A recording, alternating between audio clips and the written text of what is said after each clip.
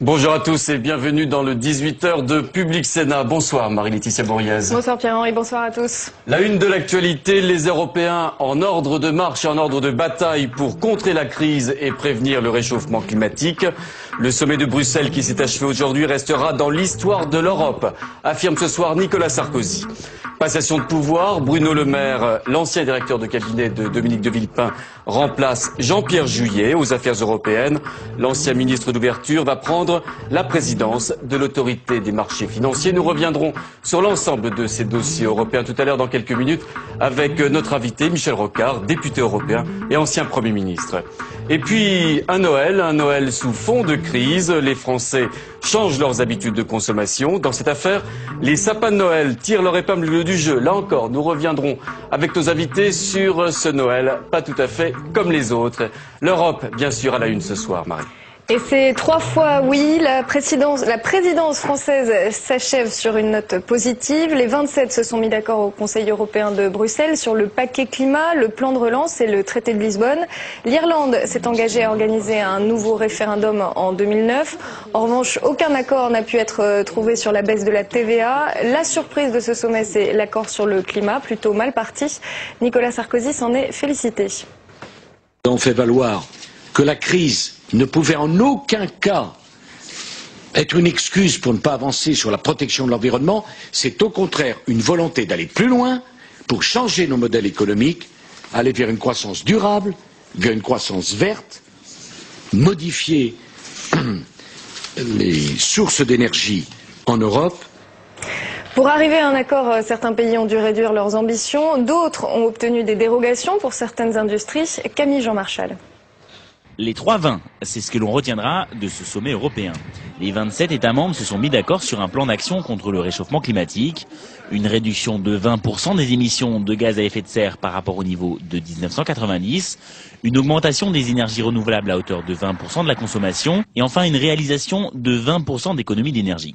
Les dirigeants européens ont eu du mal à se mettre d'accord. Un réel clivage est apparu entre l'Est et l'Ouest de l'Union européenne. Sur le plan économique, on a pu comprendre les réticences d'un certain nombre de pays, notamment d'Europe centrale, d'alléger les efforts qu'on leur demandait pour essayer d'atteindre ces objectifs, compte tenu de leur histoire économique, compte tenu du fait que la plupart de leurs centrales électriques sont des centrales à charbon.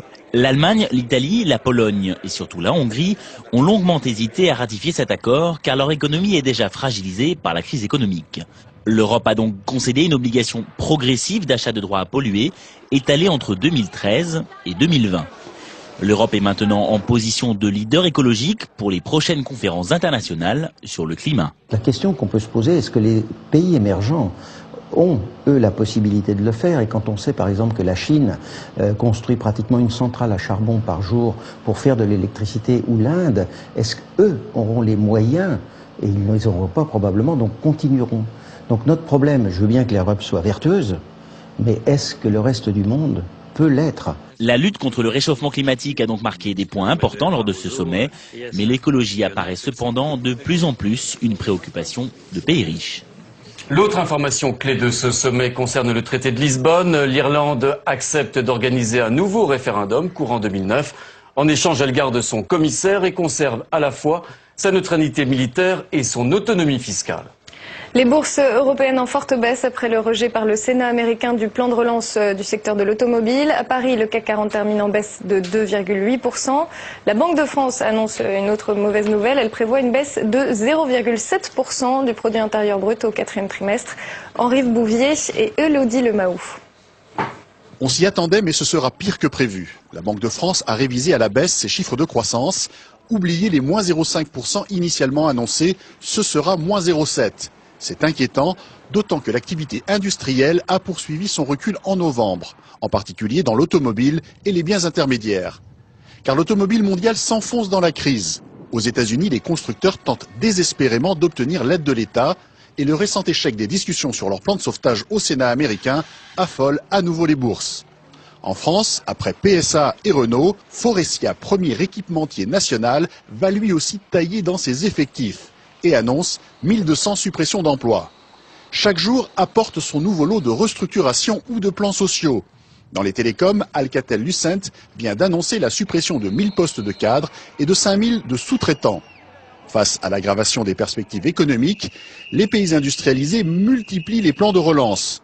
Le Japon vient de rajouter 109 milliards d'euros au plan annoncé en octobre dernier. Et à Bruxelles, les pays de l'Union européenne devraient approuver un plan de relance d'environ 1,5% du produit intérieur brut, soit 200 milliards d'euros.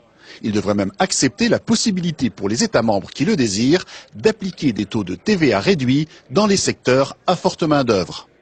Coup d'accélérateur pour l'examen du texte sur le travail le dimanche. Nicolas Sarkozy en a décidé ainsi. Il sera étudié à partir de mardi prochain à l'Assemblée nationale, une date conditionnée à l'achèvement des débats acharnés sur l'audiovisuel public. Et on vient de l'apprendre à l'instant, l'Assemblée nationale vient tout juste de voter la suppression partielle de la publicité à France Télévisions. Pour le Parti socialiste, l'examen du texte sur le travail le dimanche dès ce mardi est une provocation, même si le projet de loi a été en partie vidé de sa substance. Anne-Louise de Rouen. C'est un texte allégé qui arrive devant les députés. Pour les commerces hors alimentaires qui ouvrent donc le dimanche, il se fera sur la base du volontariat, avec une majoration de salaire à définir selon les branches. 4 villes sont pour l'instant concernées, celles de plus d'1 million d'habitants, c'est-à-dire Paris, Marseille, Lyon et Lille. Mais les syndicats craignent une généralisation à l'ensemble du territoire. Il y a beaucoup de zones aussi où on frise le million, mais où on ne l'atteint pas encore, par exemple à Nice, à Toulouse, à Bordeaux, entre autres. Donc il y a une forte présomption pour nous que ça s'étende. Les zones touristiques sont également prises en compte. Pour certains commerçants, il faut justement profiter d'une affluence plus grande ce jour-là. Pour les commerçants qui ouvrent le dimanche, ils font un chiffre d'affaires plus important, notamment auprès de la clientèle internationale. C'est parmi les meilleures journées de l'année ou de la semaine, suivant la manière dont on compte. Certains commerçants nous disent le dimanche c'est un deuxième samedi. La majorité elle-même reste très divisée sur le sujet. L'examen du projet de loi promet donc d'être très vif mardi prochain à l'Assemblée. Les ministres pourront retrouver leur siège de député ou de sénateur s'ils quittent le gouvernement. L'un des premiers textes d'application de la réforme des institutions a été adopté hier par le Parlement. Il était défendu par le secrétaire d'État aux collectivités Alain Marlex. Un feu vert également a été donné au projet de redécoupage électoral de la France. Le Parti communiste face à son avenir, son 34e congrès s'est ouvert hier. Objectif, désigner une nouvelle direction et une nouvelle stratégie, notamment pour les élections européennes de juin prochain. Au Sénat, le groupe communiste compte 24 sénateurs. Fabrice Cunet a passé une journée avec eux. Revue de presse matinale dans les bureaux du groupe communiste au Sénat. Sa présidente est un cas unique sous la Ve République. C'est la seule femme à la tête d'un groupe parlementaire. Avec 24 membres, le groupe est certes réduit, mais très présent dans les débats et travaux sur les textes. C'est notre volonté, la mienne, on peut dire, parce que je suis vraiment une militante communiste et depuis toujours, je veux que ce parti tienne sa place, y compris dans les institutions. Mais c'est difficile. Direction la réunion hebdomadaire entre les sénateurs du groupe. Ici, une particularité, la parité homme-femme est respectée. À l'ordre du jour, le travail parlementaire, bien sûr, et les questions au gouvernement. Dans l'hémicycle, c'est Odette Terrat qui interpelle longuement les ministres. Vous avez même osé envisager la suppression de l'ISF et la déduction fiscale des pertes boursières. Curieuse conception que celle d'une relance au seul profit des privilégiés et des détenteurs de richesses. Le nouveau ministre de la Relance est contraint de s'expliquer. Objectif atteint pour le groupe communiste. Je crois que c'est un groupe qui effectivement est moins nombreux que les autres, mais je crois est reconnu par tous comme étant un groupe sérieux et qui participe, qui est dans la proposition. Eh bien, et dans l'opposition, c'est son rôle. En tout cas, nourrit bien le débat. Au Congrès, les parlementaires communistes seront une voix importante, avec une idée fixe que le parti joue à nouveau les premiers rôles au sein de la gauche et dans le débat politique. Le chanteur irlandais Bono, consacré par 5 prix Nobel de la paix, réunis cet après-midi à la mairie de Paris, ils ont désigné le chanteur du groupe U2 Homme de la paix 2008 pour son action de lutte contre la pauvreté, la maladie et la dette en Afrique. L'année dernière, les prix Nobel de la paix avaient élu les acteurs Don Cheadle et George Clooney pour leur action au Darfour. Merci Marie-Laetitia. Europe, réforme et Noël. Bientôt, on se retrouve tout de suite avec nos invités.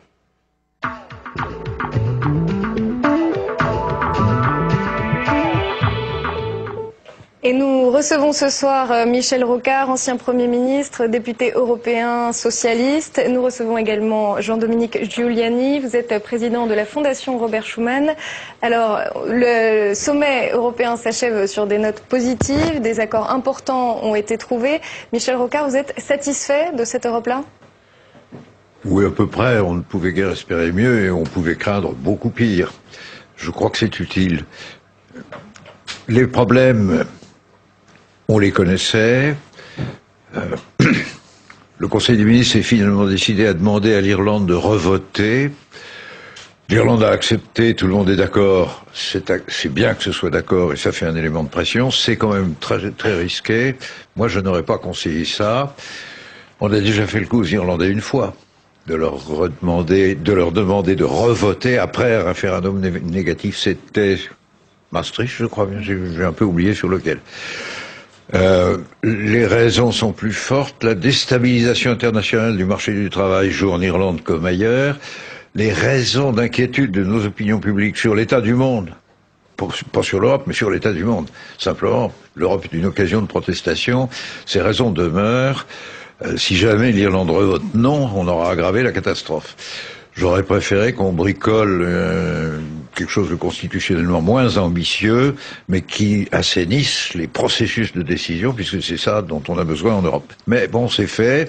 Maintenant, il faut souhaiter que les Irlandais, contents, parce qu'on leur a fait quelques concessions quand même, celle de garder un commissaire alors qu'ils sont un pays petit et que dans le nombre total, il pourrait se trouver que l'Irlande n'ait plus de commissaire temporairement pour un mandat. Vous étiez d'accord avec ces concessions ? Pardon ? Vous étiez d'accord avec ces concessions ? Oui, c'était la condition pour y arriver. On n'en est pas à ça près. Bon, j'espère que ça se passera bien. Mais enfin, c'est un choix particulier. Une fois de plus, le Conseil des ministres de l'Europe prend des risques. Mais vous pensez que l'Irlande risque de revoter non ? Je pense pas, je lis les journaux. Bon. Et je constate qu'il n'y a pas d'assurance. Et c'est un gros risque pour le traité de Lisbonne et l'avancée de la réforme institutionnelle ? Pas catastrophé, mais enfin, s'il y avait un second vote négatif en Irlande, ce serait en effet extrêmement grave. Et plus grave institutionnellement, parce que ce serait l'arrêt définitif de toute tentative de rafistolage constitutionnel.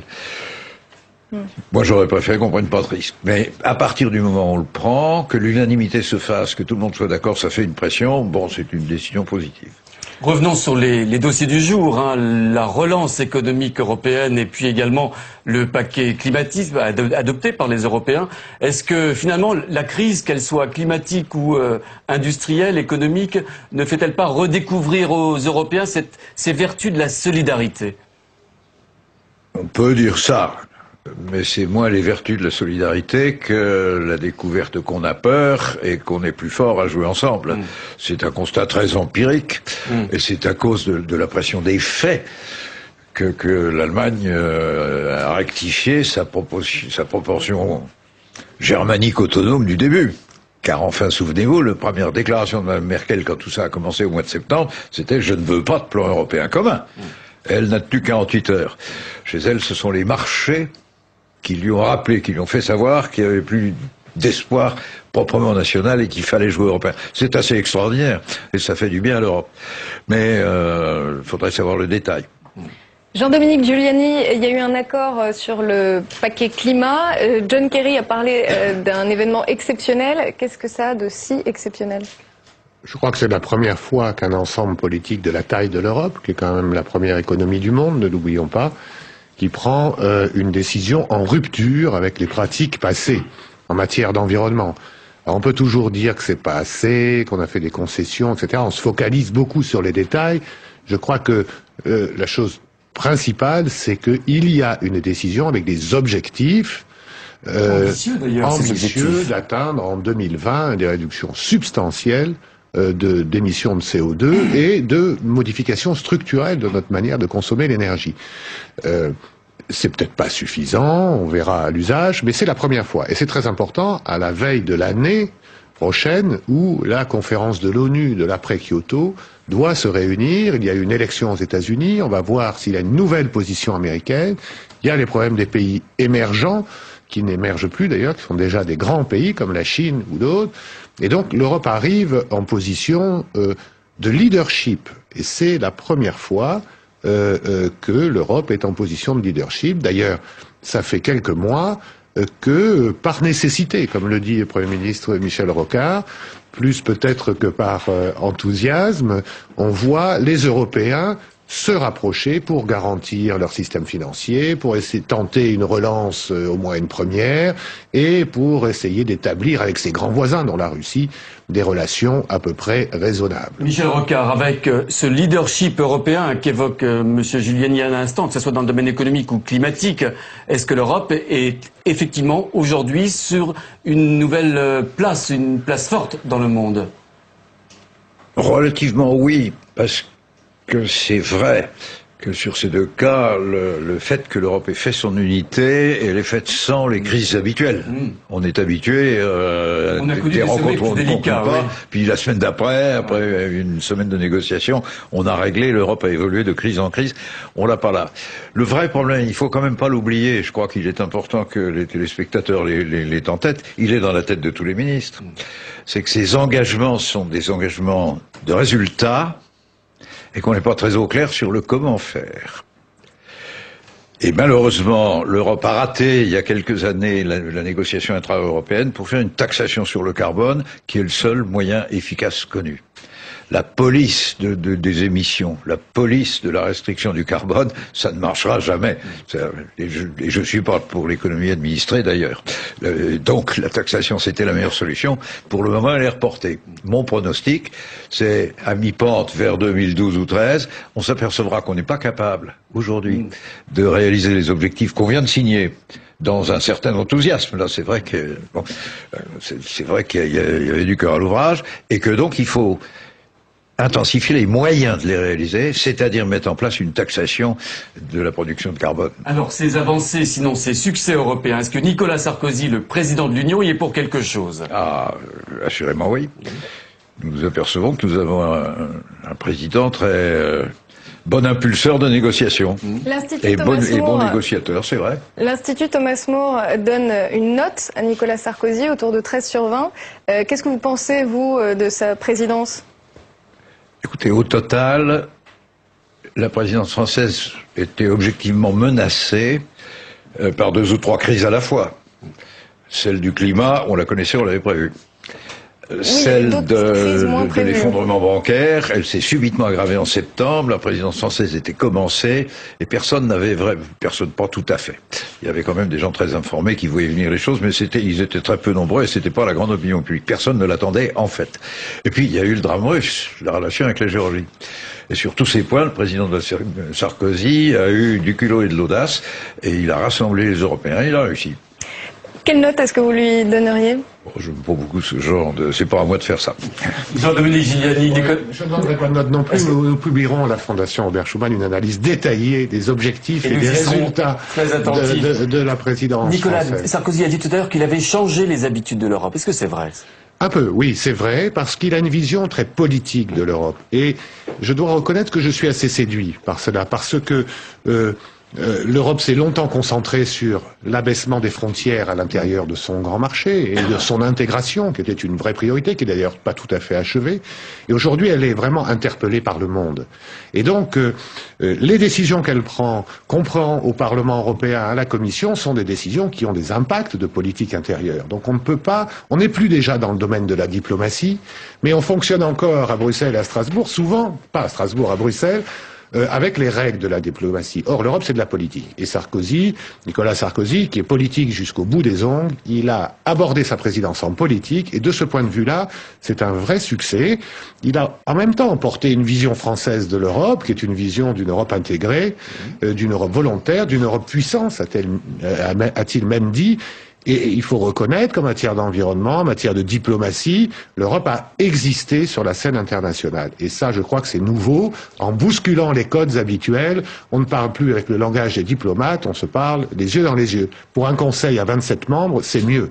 Michel Rocard, je m'adresse aux députés européens très actifs que vous êtes depuis maintenant de nombreuses années. 14. On a vu à de nombreuses reprises Nicolas Sarkozy répondre aux questions des parlementaires européens à Strasbourg.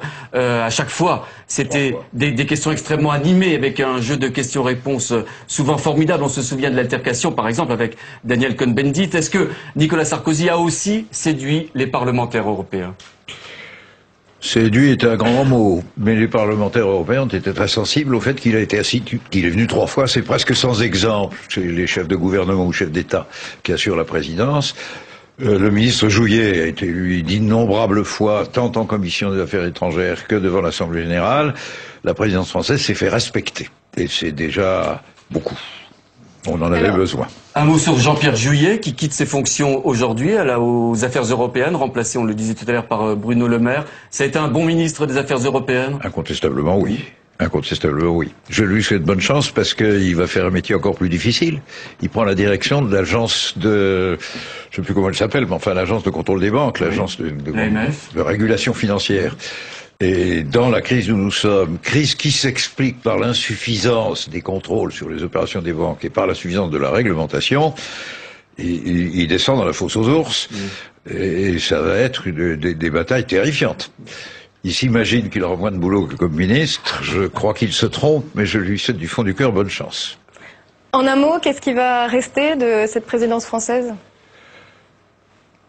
Il va rester la capacité de faire arrêter les hostilités en Géorgie. Un peu tard, on n'avait pas beaucoup de moyens, mais tout de même. Et puis les troupes russes se sont en grande partie retirées, et puis il va rester cet accord. Est-ce qu'il va y avoir un nouveau rythme, par exemple ? Est-ce qu'il va y avoir ? Est-ce que le nouveau rythme qu'il a insufflé à l'Europe, est-ce que ça va rester, par exemple ? Je ne sais pas très bien ce que c'est qu'un rythme dans ces affaires. Bon, ce qui est sûr, c'est qu'il a donné à l'Europe de l'impulsivité et une volonté d'assurer une fonction de leadership dans les débats qui vont se tenir mondialement, aussi bien sur la crise économique que sur l'affaire climatique. Le problème d'ailleurs étant de réconcilier les deux, de traiter la crise économique et la relance nécessaire en tenant compte du ralentissement de croissance qu'appelle le drame climatique que nous vivons. Alors on le voit, Nicolas Sarkozy sort tout de même de cette présidence de l'Union européenne renforcée. En novembre, 54% des Français se disent contents de son action. C'est ce que vous publiez dans votre baromètre de la réforme. Jean-Dominique Giuliani, pardon. Vous êtes donc directeur... Jérôme Sainte-Marie. Excusez-moi, je suis désolée, je suis perdue sur la droite. Voilà, excusez-moi, je vous laisse prendre la main, directeur. Alors, Jérôme Sainte-Marie, on revient sur votre étude de votre nouvel institut de sondage, les Français et la crise, les Français et la réforme. Et les Français sont contents des réformes, visiblement. Je n'irai pas aussi loin, c'est-à-dire que par rapport à la question qui était posée précédemment, la question que pose le nouvel institut ISAMA est extrêmement simple, c'est savoir, au cours du mois écoulé, est-ce que l'action de Nicolas Sarkozy vous a plu ou vous a déplu ? Ça permet de faire un peu abstraction de l'image que l'on a de Nicolas Sarkozy comme leader, dans son étiquette politique, son personnage particulier. Et donc là, on s'aperçoit que non seulement 54% des Français contre 44% juge très favorablement cette action ponctuelle sur le mois de novembre, mais qu'en plus, ce résultat est en progression par rapport à la même mesure qui avait été faite pour valeur actuelle le mois précédent. Et ce qui est beaucoup plus intéressant, c'est que la progression assez spectaculaire qui se fait essentiellement parmi les salariés, et plus précisément parmi les salariés modestes, les ouvriers, particulièrement préoccupés par la question de l'emploi. Alors, vous mettez quoi dans ce profil, j'allais dire ouvriériste, c'est très curieux, hein, c'est un terme qu'on n'emploie plus aujourd'hui. Oui, on emploie très peu le mot ouvrier, mais ça va revenir dans les mois qui viennent. Il s'agit des anciens électeurs, Jérôme Sainte-Marie, est-ce qu'il s'agit par exemple des anciens électeurs de Jean-Marie Le Pen et du Front National? Alors oui, il apparaît également qu'au niveau des clivages politiques, vous avez lu l'étude, eh bien, il se passe peu de choses à gauche. C'est pas du tout des catégories de gauche, de centre-gauche par exemple, qui seraient ralliées, soit elles l'étaient déjà, soit elles ne le sont pas, mais beaucoup plus des gens qui sont à la droite de l'UMP. Et alors, on sait bien que ces gens-là ne déclarent pas forcément très facilement leur proximité partisane. C'est d'autant plus intéressant de voir le bouleversement qui se produit parmi ces électeurs du Front National qui, cette fois-ci, se déclarent très satisfaits. Ça peut ne pas durer. Et je voudrais juste intervenir par rapport à l'échange qui a eu lieu précédemment. Je crois que Nicolas Sarkozy a une chance assez grande politiquement, c'est de quitter finalement, que la France quitte la présidence européenne au moment où on risque de passer de la crise financière à la crise de l'économie réelle. C'est-à-dire que pour l'instant, il a manifesté face à un cataclysme qui était annoncé, mais qui demeurait quand même, et qui demeure encore assez abstrait pour la plupart des Français qui n'ont pas de valeur mobilière, par exemple. Et il a tenu finalement tête. Le cataclysme n'a pas, les maisons sont toujours debout apparemment. On peut circuler dans la rue.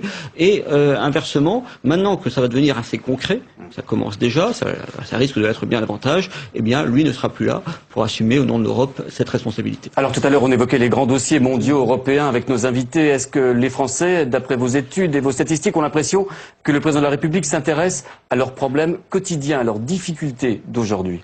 Alors c'est l'hypothèse que j'ai formulée dans l'analyse de ce sondage, c'est que finalement beaucoup plus que son activité diplomatique, son activité européenne lui apporte la crédibilité, le fait d'être reconnu, etc.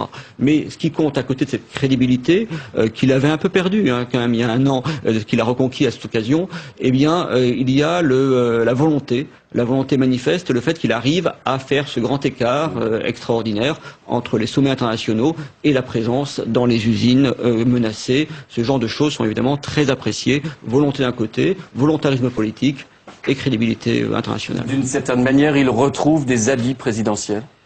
Ça fait quelques mois quand même, mais là, effectivement, le contraste est criant par rapport à il y a exactement un an. Allez, une dernière question. Quel rôle a joué l'affaiblissement du Parti socialiste dans cette remontée en puissance de Nicolas Sarkozy ? L'affaiblissement, oui, c'est plutôt le fait que le Parti socialiste est inaudible. C'est-à-dire qu'il est aujourd'hui, je risquais une formule, au moins un socialiste parmi nous, mais qu'aujourd'hui l'UMP apparaît finalement aux yeux des Français comme le seul parti de gouvernement. C'est-à-dire que il y a un seul capitaine, il y a une seule formation, et pour l'instant c'est provisoire. Il y a une campagne électorale qui se prépare, etc. Qui se prépare ou pas, mais qui va arriver.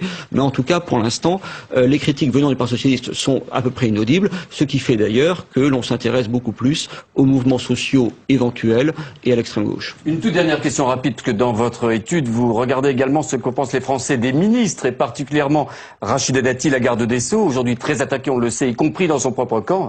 Rachida Dati qui fait un bon score parmi les Français, qui reconnaissent en tout cas sa volonté de réforme. Est-ce que les Français donc considéraient qu'elle devrait rester au gouvernement si toutefois elle devait en partir? Oui, alors là c'est un artefact, il y a largement d'un artefact de sondage, comme il y a parfois un artefact concernant la personne de ministre Strauss-Kahn. C'est-à-dire que, effectivement, les sondages sont souvent analysés à travers les résultats de l'ensemble des Français, de la même manière que Dominique Strauss-Kahn est apprécié par l'ensemble des Français comme candidat pour le Parti socialiste, mais on voit que son score vient quand même assez largement du centre droit. De la même manière, Rachida Dati est victimisée par ce qui se passe médiatiquement autour d'elle, et on voit beaucoup de sympathisants de gauche qui volent au secours de cette personnalité, qui est une femme, qui est issue de la diversité, etc., qui apparaît finalement un peu en marge de la Sarkozy, alors même qu'ils ne répondent pas, je pense, clairement à la question posée sur la réforme. Ça arrive dans les sondages. Merci Jérôme Sainte-Marie. Et tout de suite, et pour clore notre journal, notre rubrique, c'est la crise. Et alors ?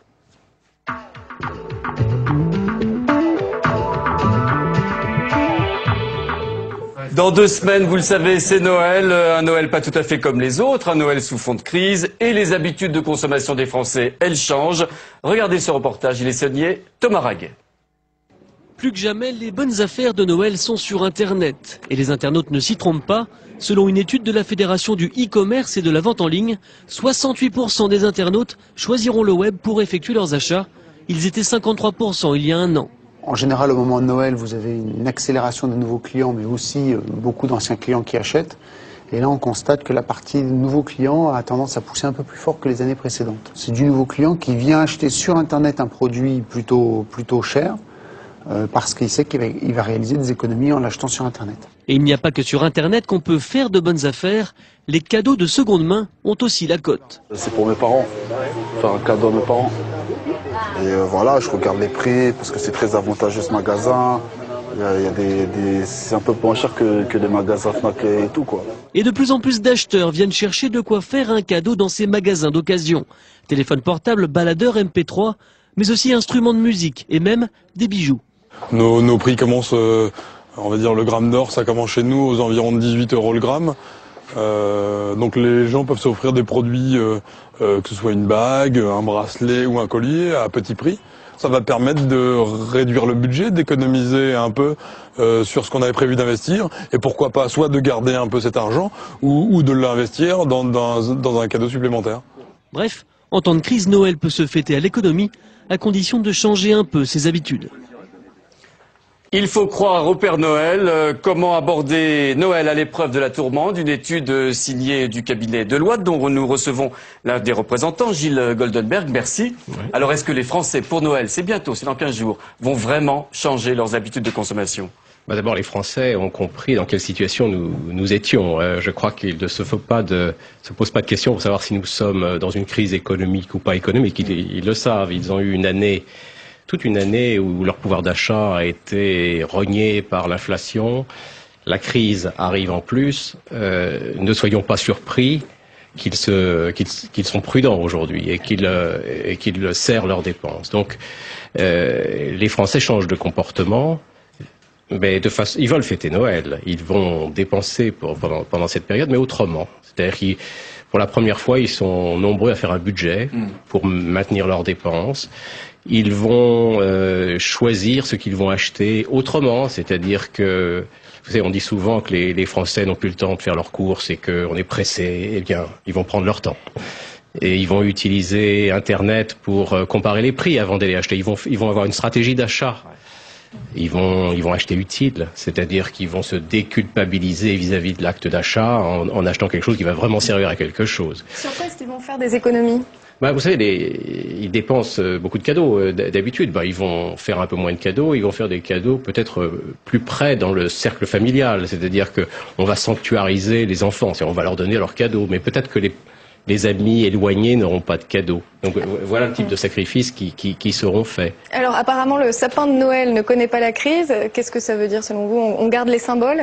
Oui, on garde les symboles et on fait ces courses de Noël, si vous voulez, pour qu'il y ait un repas de Noël, un repas de jour de l'an, mais avec des modalités différentes. Et parmi ces modalités différentes, eh bien, on peut avoir une table qui ressemble à une table de Noël, mais en ayant acheté dans des magasins qui coûtent moins cher, avec des produits de marques qui coûtent moins cher ou des produits de marques distributeurs. Donc on peut faire Noël, mais de façon un peu économique.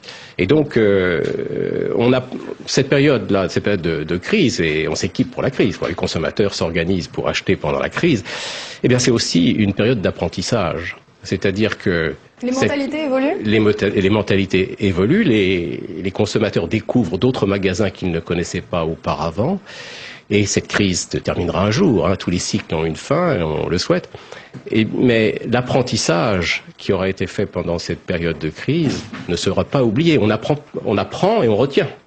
Et il ne faut pas s'attendre à ce que les consommateurs se retrouvent, quand le cycle repartira vers plus de consommation, il ne faut pas s'attendre à ce qu'ils aient oublié tout leur apprentissage. Est-ce qu'on va vers un Noël un peu moins consumériste, justement ? Oui, c'est une tendance générale, c'est-à-dire quand on va vers plus d'utilité, quand on remet en question des produits qui n'ont pas vraiment de sens, eh bien, on remet en question et on s'aperçoit qu'on peut vivre raisonnablement bien en achetant des choses, en n'achetant pas les choses inutiles. Vous pensez que ce Noël un peu particulier va être une véritable rupture pour les consommateurs en matière de consommation en général? Ah oui, on le voit. Et en tout cas, si ce n'est pas une rupture, on va différer des achats impliquants. Par exemple, on va acheter des produits moins chers. Mais franchement, c'est une remise en cause assez profonde et ça nécessite de la part des distributeurs de voir ces changements-là et de reconsidérer leur offre. Il ne s'agit plus aujourd'hui de regarder les tendances de consommation à long terme pour voir comment ça évolue. Il faut regarder le consommateur aujourd'hui, qu'est-ce qu'il pense, et il faut aller très vite. Merci beaucoup de votre visite sur le plateau de Public Sénat. C'est la fin de ce journal. À suivre tout de suite la rediffusion d'un Bibliothèque Médicis exceptionnel. Jean-Pierre Elkabbach recevait l'ancienne secrétaire d'État aux Affaires étrangères du président Clinton, Madeleine Albright.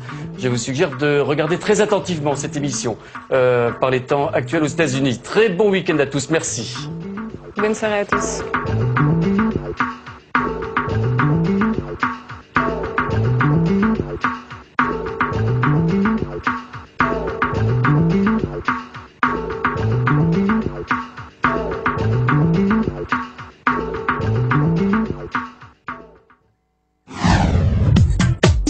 Le 8 mai 1945, à Sétif, des Algériens manifestent pour l'indépendance. La population algérienne pense à ce moment-là que le temps des colonies est terminé. La répression de l'armée française fera des milliers de victimes. La réalisatrice Yasmina Hadi a enquêté sur cet épisode sanglant de l'histoire franco-algérienne qui recèle encore de nombreuses zones d'ombre. L'autre 8 mai 1945, un documentaire exceptionnel sur Public Sénat.